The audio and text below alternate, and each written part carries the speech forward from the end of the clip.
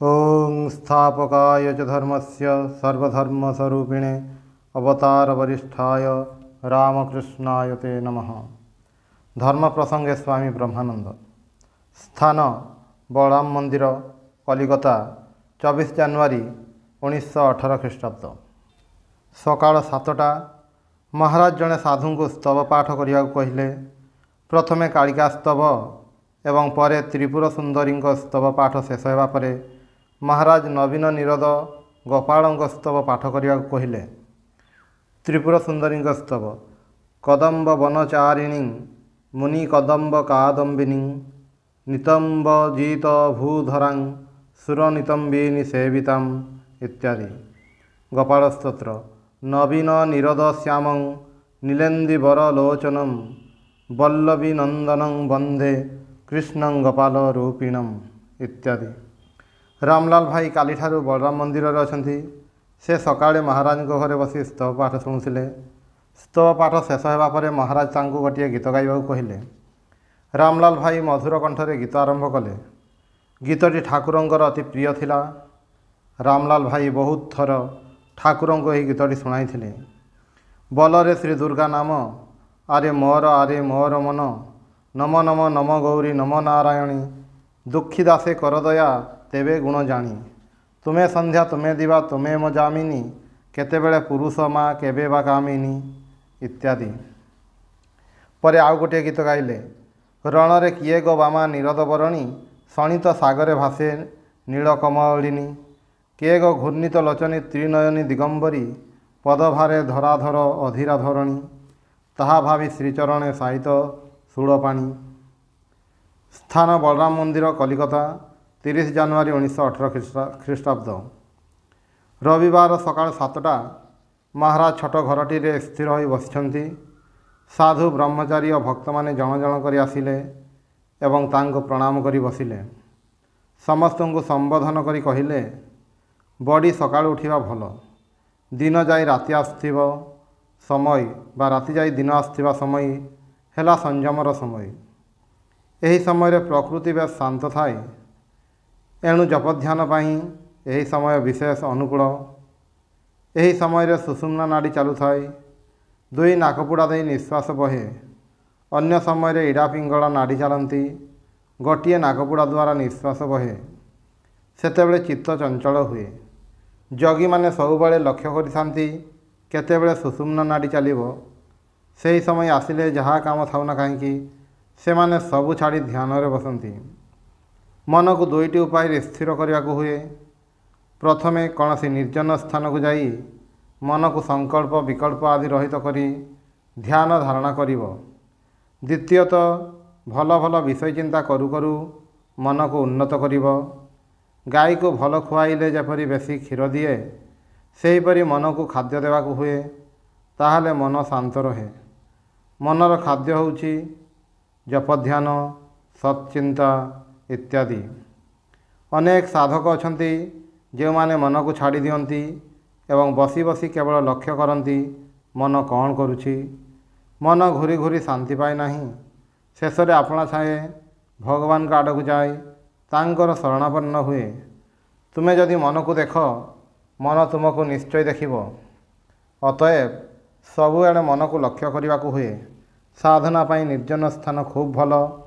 सेथिपाई मुनि ऋषि माने हिमालय और गंगा तीर पसंद करुथिले।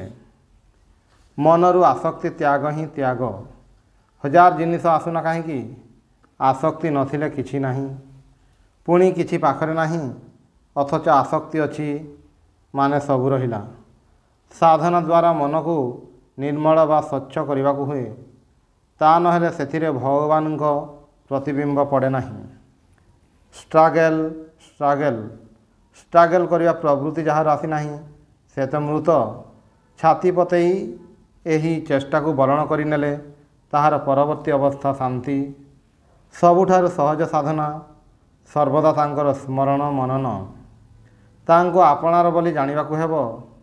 आमे आमर आत्मीय सज्जनों प्रति जेपरी व्यवहार करू मन राज्य रे जेतेबेले सेहीपरि हेबो।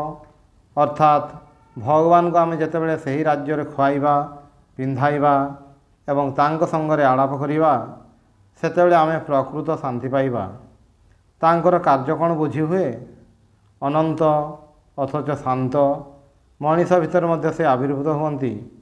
କାକ ଭୂଷୁଣ୍ଡି ପ୍ରଥମେ ରାମଚନ୍ଦ୍ରଙ୍କୁ ମଣିଷ ବୋଲି ଧାରଣା କରିବାରୁ ତ୍ରିଲୋକରେ କେଉଁଠାରେ ହେଲେ ସ୍ଥାନ ପାଇଲା ନାହିଁ। ପରେ ତାଙ୍କ କୃପାରୁ ତାଙ୍କୁ ଭଗବାନ ବୋଲି ବୁଝିଲା ଓ ସ୍ତବ ସ୍ତୁତି ଦ୍ୱାରା ପ୍ରସନ୍ନ କଲା। ଭଗବାନ କାହାକୁ କେଉଁ ପଥ ଦେଇ ନେଇଯାଆନ୍ତି ତାହା ବୁଦ୍ଧିର ଅଗମ୍ୟ। ସେ କେତେବେଳେ ସୁଗମ ପଥ ଦେଇ, ଆଉ କେତେବେଳେ କଣ୍ଟା ଭିତର ଦେଇ, କେତେବେଳେ ଅବା ଦୁର୍ଗମ ପାହାଡ଼ ପର୍ବତ ଭିତର ଦେଇ ନେଇଯାଆନ୍ତି। ତାଙ୍କର ଶରଣାଗତ ହୋଇ ପଡ଼ି ରହିବା ଛଡ଼ା ଆଉ କୌଣସି ଉପାୟ ନାହିଁ। ସ୍ଥାନ ବଳରାମ ମନ୍ଦିର, କଲିକତା, 4 ଫେବୃଆରୀ 1918 ଖ୍ରୀଷ୍ଟାବ୍ଦ। ପ୍ରଶ୍ନ: ମହାରାଜ, ସେଦିନ ଆପଣ କହିଥିଲେ ମନକୁ 2ଟି ଉପାୟରେ ସ୍ଥିର କରିବାକୁ ହୁଏ। ମୁଁ କେଉଁ ଉପାୟରେ କରିବି? ଉତ୍ତର: ମନକୁ ଜୋର ଜବରଦସ୍ତି ଇଷ୍ଟ ପାଦ ପଦ୍ମରେ ରଖିବୁ। ପ୍ରଶ୍ନ: କେଉଁ ସ୍ଥାନରେ ଇଷ୍ଟମୂର୍ତ୍ତିକୁ ଧ୍ୟାନ କରିବି? ମସ୍ତକରେ ନା ହୃଦୟରେ? ଉତ୍ତର: ହୃଦୟରେ ଧ୍ୟାନ କରିବୁ। ପ୍ରଶ୍ନ: ହୃଦୟରେ କିପରି ଭାବରେ ଧ୍ୟାନ କରିବି? ଉତ୍ତରରେ କିପରି ଭାବରେ ବସିବାକୁ ହେବ ଏବଂ କିପରି ହୃଦୟରେ ଚିନ୍ତା କରିବାକୁ ହେବ ମହାରାଜ ଦେଖାଇଦେଲେ। ପ୍ରଶ୍ନ: ହୃଦୟରେ ହାଡ଼ ମାଂସ ଇତ୍ୟାଦି ଅଛି, ସେଠାରେ ଇଷ୍ଟମୂର୍ତ୍ତିଙ୍କୁ କିପରି ଭାବରେ ଚିନ୍ତା କରିବି? ଉତ୍ତର: ହାଡ଼ ମାଂସର କଥା ଆଦୌ ଚିନ୍ତା କରିବୁ ନାହିଁ। ଠିକ୍ ହୃଦୟ ସ୍ଥାନଟିରେ ସେ ଅଛନ୍ତି, ଏହିଭଳି ଚିନ୍ତା କରିବୁ। ପ୍ରଥମେ ହାଡ଼ ମାଂସର କଥା ଟିକିଏ ଟିକିଏ ମନେ ପଡ଼ିଲେ ମଧ୍ୟ ପରେ ଆଉ ମନେ ରହିବ ନାହିଁ, କେବଳ ଇଷ୍ଟମୂର୍ତ୍ତି ହିଁ ରହିବେ। ପ୍ରଶ୍ନ: ଇଷ୍ଟମୂର୍ତ୍ତି ଫଟୋ ଓ ପ୍ରତିମାରେ ଯେପରି ଅଛନ୍ତି ଠିକ୍ ସେହିପରି ଭାବରେ ତ? ଉତ୍ତର: ସେହିଭଳି ଆକାର ହେଲେ ମଧ୍ୟ ଜୀବନ୍ତ ଓ ଜ୍ୟୋତିର୍ମୟ ଭାବିବୁ। ପ୍ରଶ୍ନ: ଶୁଣିଛି ଜପ କଲାବେଳେ ମନ୍ତ୍ରର ଅର୍ଥ ଚିନ୍ତା କରିବାକୁ ହୁଏ।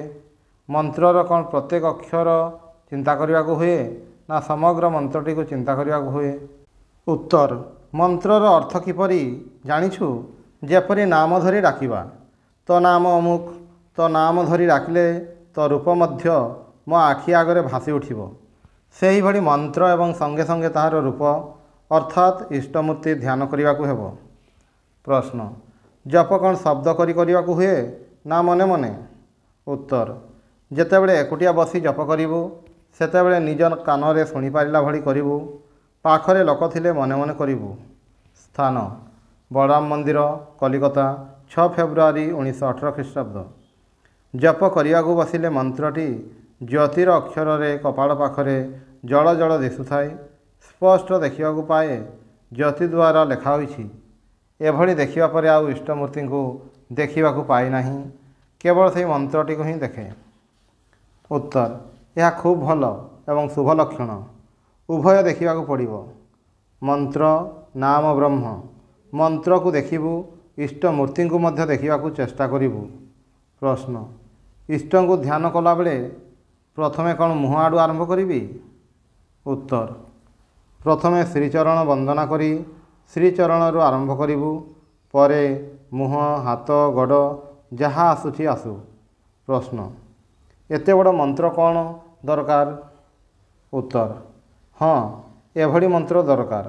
ମନ୍ତ୍ରର ବିଶେଷ ଶକ୍ତି ଅଛି, ଖୁବ୍ ଜପ କରିବୁ। ପ୍ରଶ୍ନ: ଅନେକ କହନ୍ତି ଜପ କଲାବେଳେ ମାଳାରେ ତର୍ଜନୀ ଲାଗିଲେ ଅପରାଧ ହୁଏ। ଉତ୍ତର: ତୁ କ'ଣ ତର୍ଜନୀ ଦେଇ ଜପ କରୁ? ତର୍ଜନ ଦେଇ ଜପ ନ କରିବା ଭଲ। ତେବେ ତୋର ଯଦି ଅସୁବିଧା ହୁଏ ତାହେଲେ ତର୍ଜନୀ ଦେଇ ଜପ କରିପାରୁ, ସେଥିରେ ଦୋଷ ହେବ ନାହିଁ। ପ୍ରଶ୍ନ: କିଭଳି ଭାବରେ ମନକୁ ସ୍ଥିର କରିବି? ଉତ୍ତର: ପ୍ରତ୍ୟେକ ଦିନ ଧ୍ୟାନ ଅଭ୍ୟାସ କରିବା ଦରକାର। ଭୋର ବେଳ ଧ୍ୟାନ ପାଇଁ ପ୍ରଶସ୍ତ ସମୟ। ଧ୍ୟାନ ପୂର୍ବରୁ ଟିକିଏ ଶାସ୍ତ୍ର ଆଦି ପଢ଼ି ନେଲେ ମନ ସହଜରେ ଏକାଗ୍ର ହୁଏ। ଧ୍ୟାନ ପରେ ଅନ୍ତତଃ ଅଧଘଣ୍ଟା ଚୁପ୍ ହୋଇ ବସି ରହିବା ଦରକାର, କାରଣ ଧ୍ୟାନ କଲାବେଳେ ତାହାର ଫଳ ନ ହୋଇପାରେ, ପରେ ହୋଇପାରେ। ସେଥିପାଇଁ ଧ୍ୟାନ ସାରିବା ମାତ୍ରେ ଅନ୍ୟ କୌଣସି ସାଂସାରିକ ବିଷୟରେ ବା ବାଜେ ବିଷୟରେ ମନକୁ ନିୟୋଜିତ କଲେ ବିଶେଷ କ୍ଷତି ହୁଏ। ପ୍ରଥମେ ଜପଧ୍ୟାନ ଅଭ୍ୟାସ କରିବା ବିଶେଷ ଦରକାର। ଭଲ ନ ଲାଗିଲେ ମଧ୍ୟ ନିତ୍ୟ ଅଭ୍ୟାସ କରିବାକୁ ହେବ। କେବଳ ଅଭ୍ୟାସ ଦ୍ୱାରା ବହୁତ କାର୍ଯ୍ୟ ହୁଏ। ପ୍ରତିଦିନ ଅନ୍ତତଃ 2 ଘଣ୍ଟା ଜପ କରିବା ଦରକାର। କୌଣସି ନିର୍ଜନ ବଗିଚାରେ, ନଦୀ କୂଳରେ, ବଡ଼ ପଡ଼ିଆ କଡ଼ରେ ଅଥବା ନିଜ ଘରେ ଏକୁଟିଆ ଚୁପ୍ ହୋଇ ବସି ରହିଲେ ମଧ୍ୟ ଅନେକ ସମୟରେ କାର୍ଯ୍ୟ ହୁଏ। ପ୍ରଥମେ ଗୋଟିଏ ରୁଟିନ୍ କରି କାମ ଆରମ୍ଭ କରିଦିଅ। ଏଭଳି କୌଣସି କାମ ହାତକୁ ନେବା ଉଚିତ ନୁହେଁ ଯାହାଦ୍ୱାରା କି ଏହି ରୁଟିନ୍ଟି ଭାଙ୍ଗିଯିବ। ସ୍ଥାନ ବଳରାମ ମନ୍ଦିର, କଲିକତା, 9 ଫେବୃଆରୀ 1918 ଖ୍ରୀଷ୍ଟାବ୍ଦ। ପ୍ରଶ୍ନ: ଇଷ୍ଟମୂର୍ତ୍ତି ଧ୍ୟାନ କଲାବେଳେ ଯଦି ଅନ୍ୟ ଦେବୀଙ୍କର ମୂର୍ତ୍ତି ଆସନ୍ତି ତାହେଲେ କ'ଣ କରିବି? ଉତ୍ତର: ଏହା ଖୁବ୍ ଭଲ ବୋଲି ଜାଣିବୁ। ମୋର ଇଷ୍ଟ ହିଁ ମୋ ପାଖକୁ ନାନା ଦେବଦେବୀଙ୍କ ମୂର୍ତ୍ତିରେ ଆସିଛନ୍ତି ଏହିଭଳି ଭାବିବୁ। ସେ ଏକ, ପୁଣି ସେ ହିଁ ବହୁ। ନିଜର ଇଷ୍ଟମୂର୍ତ୍ତିଙ୍କୁ ଦେଖିବୁ, ପୁଣି ଅନ୍ୟ ରୂପରେ ଯେ ଆସିଛନ୍ତି ତାଙ୍କୁ ମଧ୍ୟ ଦେଖିବୁ। କିଛି ଦିନ ପରେ ଦେଖିବୁ ଇଷ୍ଟ ମଧ୍ୟରେ ସମସ୍ତେ ଲୟ ହୋଇଯିବେ। ଅମାବାସ୍ୟା, ପୂର୍ଣ୍ଣିମା ଓ ଅଷ୍ଟମୀ ତିଥିରେ ଏବଂ କାଳୀପୂଜା, ଜଗଦ୍ଧାତ୍ରୀ ପୂଜା ଓ ଦୁର୍ଗାପୂଜା ଦିନ ନିୟମ ଅନୁସାରେ ବହୁତ ଜପଧ୍ୟାନ କରିବୁ। ସବୁ ସ୍ତ୍ରୀ ଲୋକଙ୍କୁ ମାତୃଭାବରେ ଦେଖିବୁ। କାହାକୁ କିଛି କଥା ଦେଇଥିଲେ ଯେପରି ହେଲେ ସେହି କଥା ରଖିବୁ। ଯଦି ମନରେ ସନ୍ଦେହ ଆସେ ଯେ କଥା ରଖିହେବ ନାହିଁ ତାହେଲେ କହିବୁ ଚେଷ୍ଟା କରିବି।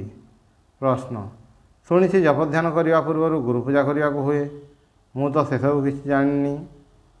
ଉତ୍ତର: ପ୍ରଥମେ ଇଷ୍ଟଙ୍କୁ ଧ୍ୟାନ କଲା ଭଳି ହୃଦୟରେ ଗୁରୁଙ୍କର ଧ୍ୟାନ କରିନେବାକୁ ହୁଏ। ପରେ ଗୁରୁ ଏବଂ ଇଷ୍ଟ ଏକ, ଏହିଭଳି ଭାବନା କରି ଗୁରୁଙ୍କୁ ଇଷ୍ଟଙ୍କଠାରେ ଲୟ କରିବାକୁ ହୁଏ। ତାପରେ ଇଷ୍ଟଙ୍କର ଜପଧ୍ୟାନ ଆରମ୍ଭ କରିବାକୁ ହୁଏ। ସ୍ଥାନ ବଳରାମ ମନ୍ଦିର, କଲିକତା, 21 ଜୁନ 1918 ଖ୍ରୀଷ୍ଟାବ୍ଦ। ବୁଧବାର, ସମୟ ପ୍ରାୟ 9ଟା ହେବ। ମହାରାଜ ହଲ୍ ଘରେ ପଦଚାଳନା କରୁଥିଲେ।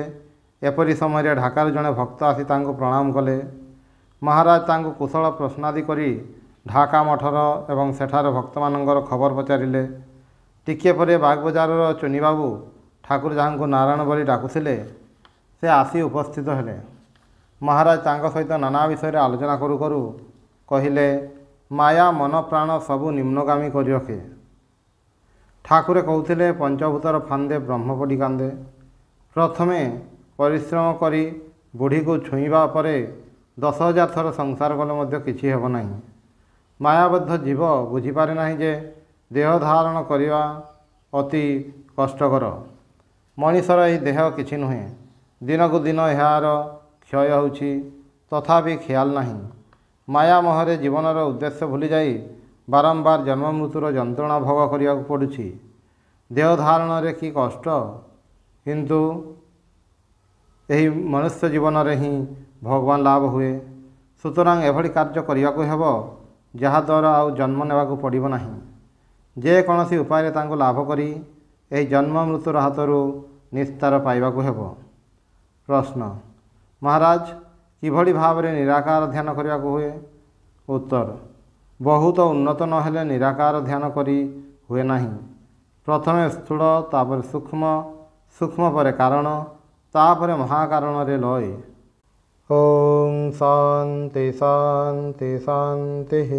ହରି ଓಂ ତତ୍ସତ୍।